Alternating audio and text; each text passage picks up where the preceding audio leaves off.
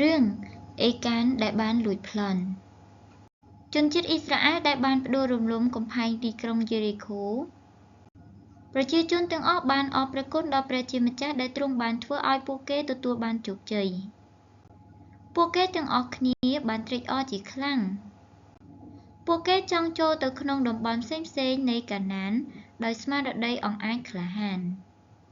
ប៉ុន្តែមានមនុស្សម្នាក់គត់ដែលមិនបានសប្បាយរីករាយជាមួយនឹងគ្នានោះទេម្នាក់នោះគឺជាអេកាននៅពេលនោះអេកានសម្លឹងមើលទៅកាន់ក្រសែភ្នែករបស់អ្នកដទៃដោយមានចិត្តដែលព្រួយបារម្ភនិងភ័យខ្លាចយ៉ាងខ្លាំងតើមានអ្នកណាឃើញនៅអ្វីដែលខ្ញុំបានធ្វើនេះដែរឬទេប្រហែលជាគ្មានអ្នកណាទេមើលទៅតើអេកានគាត់បានធ្វើអ្វីទៅតាមពិតទៅមុនពេលផ្ដួលរលំទីក្រុងយេរីកូយូស្វេក៏បាននិយាយទៅកាន់ប្រជាជនទាំងអស់បែបនេះថាទោះជាអ្នកណាក៏ដោយបន្ទាប់ពីកំផែងយេរីកូដួលរលំទៅទោះជាមាសប្រាក់ទោះជាកែវកងអ្វីក៏ដោយចូលកុំឲ្យយករបស់របរមនុស្សដែលនៅក្រុងយេរីកូនេះចេញមកឲ្យសោះពីព្រោះគ្រប់ទាំងអស់របស់ទាំងអស់នោះ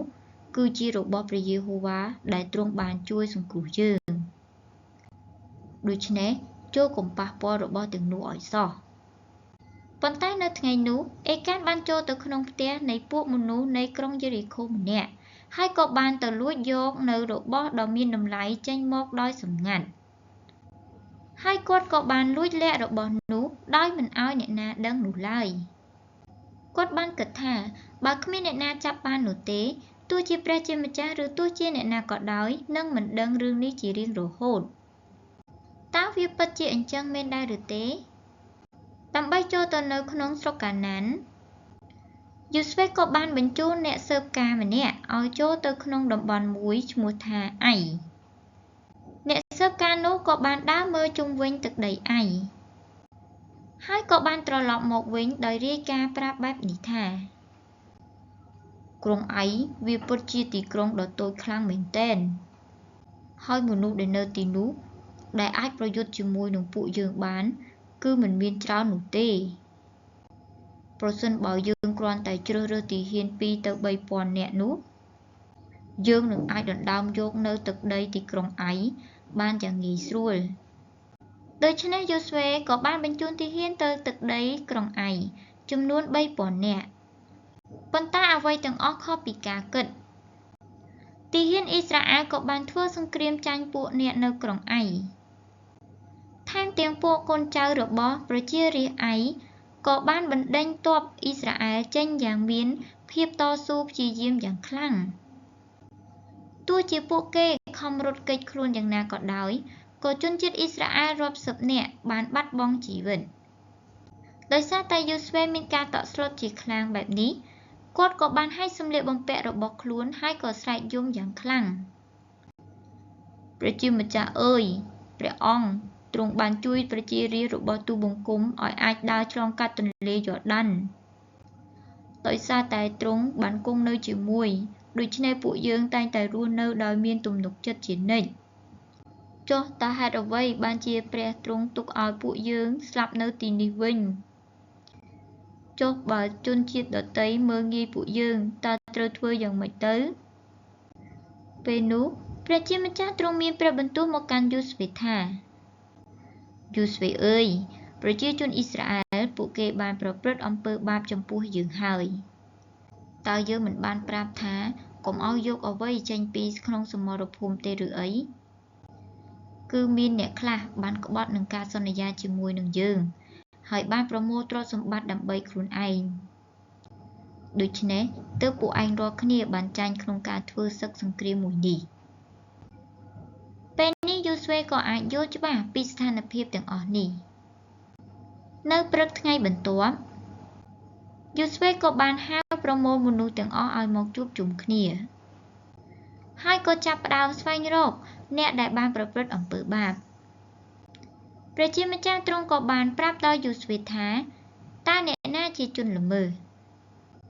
ម្នាក់នោះគឺជាអេកានក៏បានលើកដំកើងថ្វាយសិរីចំពោះមុខព្រះ នៃជនជាតិអ៊ីស្រាអែលហើយបានសារភាពទៅតាមការពិតទាំងអស់ប្រសិនបើអ្នកគិតចង់លាក់អ្វីដែលអ្នកបានធ្វើនោះអ្នកនឹងមិនគួរធ្វើវានោះទេ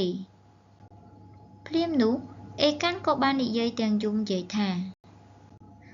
ខ្ញុំប្រព្រឹត្តអំពើបាបដែលគួរនឹងស្លាប់ខ្ញុំបានចូលទៅផ្ទះនៃពួកក្រុងយេរីខូម្នាក់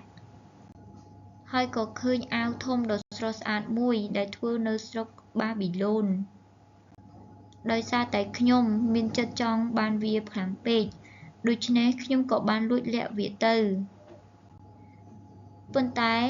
វាមិនមែនទាំងអស់នោះទេហើយខ្ញុំក៏បានយកទាំងមាសពីក្នុងផ្ទះនោះប្រហែលជា2 ទៅ 5 គីឡូមកជាមួយផងដែរហើយនៅក្បែរនោះក៏មានមាសមួយដុំទៀតផងដែរខ្ញុំក៏បានលួចយករបស់នោះមកជាមួយដែរប៉ុន្តែរបស់ទាំងអស់នោះនៅល្អគ្រប់ទាំងអស់បើកាយដីនៅត្រសាលដែលខ្ញុំរស់នៅនោះនឹងឃើញវាហើយខ្ញុំបានកប់ទ្រព្យសម្បត្តិនៅទីនោះទាំងអស់យូស្វេក៏បានប្រាស់ឲ្យមនុស្សទៅជីកដីដែលនៅក្រោមត្រសាលរបស់អេកានហើយក៏ឃើញទ្រព្យសម្បត្តិនៅទីនោះប៉ុន្តែមិនមែនមានន័យថាដោយសារតែវត្ថុនោះនៅដដែលហើយអំពើបាបរបស់អេកានត្រូវបានលុបបំបាត់ចោលនោះឡើយអេកានហេតុអ្វីបានជាអ្នកធ្វើទុកយ៉ាងនេះមកលើពួកអ៊ីស្រាអែលបែបនេះអំពើបាបរបស់អ្នកពិតជាធំខ្លាំងណាស់ពេលនេះព្រះជាម្ចាស់ទ្រង់នឹងធ្វើឲ្យអ្នករងទុក្ខយ៉ាងខ្លាំងនោះដែរអេកានដែលបានលួចបែបនោះក៏ត្រូវបានគេដាក់ទោសហើយក៏បានបាត់បង់ជីវិតទៅបន្ទាប់ពីមានរឿងនោះកើតឡើងមកព្រះជាម្ចាស់ទ្រង់ក៏បានអនុញ្ញាតឲ្យប្រជាជនអ៊ីស្រាអែលវាយលុកស្រុកឯងលើកនេះយូស្វេក៏បានដឹកនាំទ័ពរាប់ពាន់នាក់ទៅដោយផ្ទាល់យូស្វេក៏បានប្រមូលទ័ពទាហានចំនួន 5,000 នាក់ផ្សេងទៀតហើយបានឲ្យទៅលាក់ពួននៅខាងក្រោយក្រុងដោយស្ងាត់ពេលដែលទ័ពរបស់យូស្វេចេញមកភ្លាមសម្រាប់ទ័ពនៃក្រុងឯដែលពេញទៅដោយស្មារតីអង់អាចនោះក៏រត់មកប្រយុទ្ធយ៉ាងខ្លាំងក្លាប៉ុន្តែសម្រាប់យូស្វេវិញក្នុងពេលដែលវាយគ្នានោះគាត់ក៏បានធ្វើពុតជាចាញ់ហើយក៏បានចាប់ផ្ដើមរត់គេចចេញពួកអ៊ីស្រាអែលវារត់គេចខ្លួនហើយពួកឯងនៅតែមិនទាន់រៀងទៀតមែនលើកមុនចាញ់ពួកយើងម្ដងហើយឥឡូវត្រឡប់មកវិញទៀតលើកនេះត្រូវតែចាប់ពួកវាទាំងអស់កុំឲ្យរួចខ្លួនសូម្បីតែម្នាក់ឲ្យសោះគ្រប់ទាំងកងទ័ពទាហាននៃក្រុងឯទាំងអស់ក៏បានរត់ដេញតាមពីក្រោយទ័ពរបស់យូស្វេក្នុងពេលនោះនៅក្នុងកំផែងក្រុងគ្មានទាហានសូម្បីតែម្នាក់ហើយពេលនោះទ័ពទាហាន 5,000 នាក់ដែលបានលាក់ពួននោះក៏បានចូលទៅកាន់កាប់កំផែងក្រុងដែលគ្មានសូម្បីតែម្នាក់នោះទ័ពទាហាននៃក្រុងឯដែលបានចេញមកក្រៅនោះពេលដែលពួកគេងាកមើលទៅក្រោយវិញកំផែងក្រុងដែលនៅពីចម្ងាយនោះត្រូវបានភ្លើងឆេះអស់ទៅហើយក៏មានផ្សែងយ៉ាងខ្មៅបានហោះឡើងទៅលើមេឃយូស្វេបានប្រើប្រាស់ប្រាជ្ញាដែលព្រះជាម្ចាស់ទ្រង់បានប្រទានឲ្យគាត់បានបង្កើតផែនការដ៏អស្ចារ្យមួយហើយផលិតផលនោះគាត់ក៏បានទទួលភាពជោគជ័យដ៏អស្ចារ្យមួយប្រជាជនអ៊ីស្រាអែលដែលបានឃើញពីភាពជោគជ័យដែលទទួលបានពីក្រុងឯនិងសេចក្តីស្លាប់នៃអេកាននោះដូច្នេះពួកគេបានដឹងម្ដងទៀតពីសារៈសំខាន់នៃការស្ដាប់បង្គាប់ព្រះជាម្ចាស់តើយូស្វេដែលជាជនជាតិអ៊ីស្រាអែលនោះកំពុងតែរងចាំអ្វីទៀតនៅក្នុងពេលនេះជួបគ្នានៅម៉ោងក្រោយសូមជម្រាបលា